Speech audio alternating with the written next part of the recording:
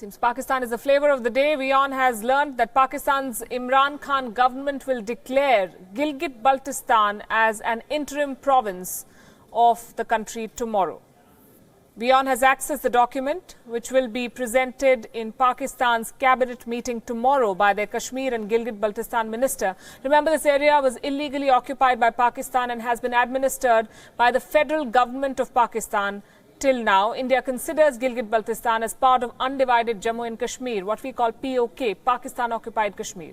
Also, according to the United Nations Charter, it cannot be declared as part of Pakistan as this is disputed territory. So Pakistan needs a constitutional amendment to give it the status of an interim province. Residents of the region have time and again protested against the government's illegal and forced occupation, Pakistani government, of course.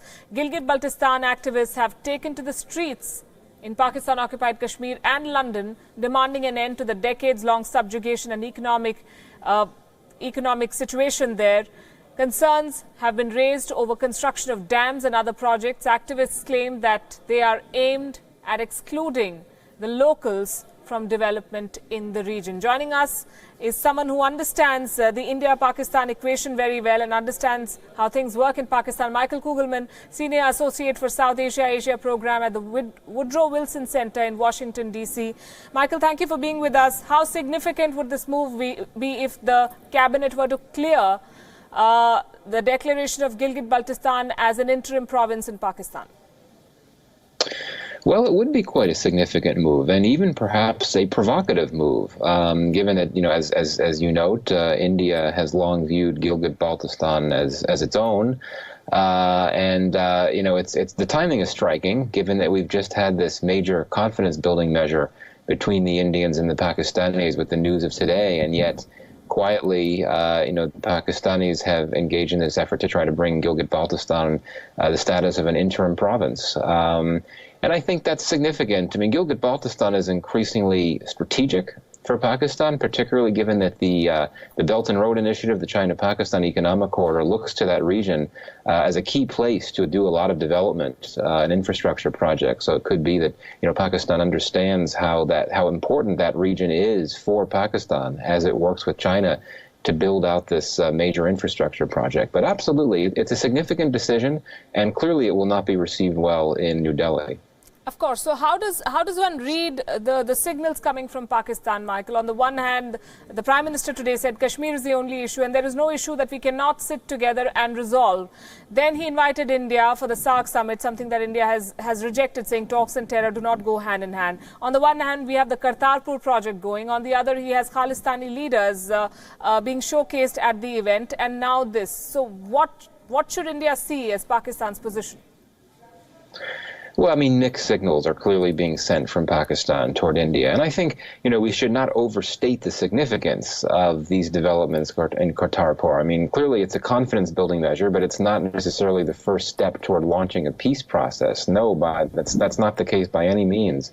It's true, the rhetoric coming from Pakistan even today has been quite sharp. I believe the information minister, Fawad Chaudhry, had essentially brought attention to what he described as Indian support for the Baluch separatist movement in Pakistan.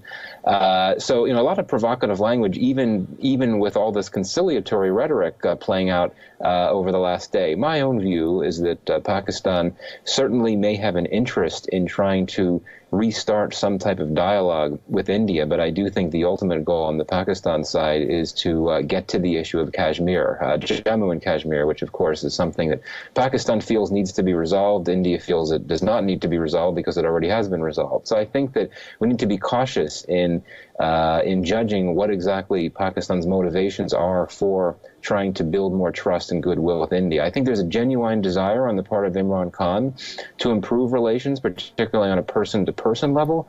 But in terms of really moving forward in a way that would be acceptable to India, such as Pakistan agreeing to deal with those that perpetrated the 26/11 attacks, Absolutely. That's not something that we could see happening. Absolutely. With the Army Chief being present at today's event, mixed signals, as you said. But one word finally on the timing, Michael. Why is this being done now? We just showed our viewers images of the agenda items for tomorrow's cabinet meeting, and this is one of them. So why is this being done now? What is the significance of that?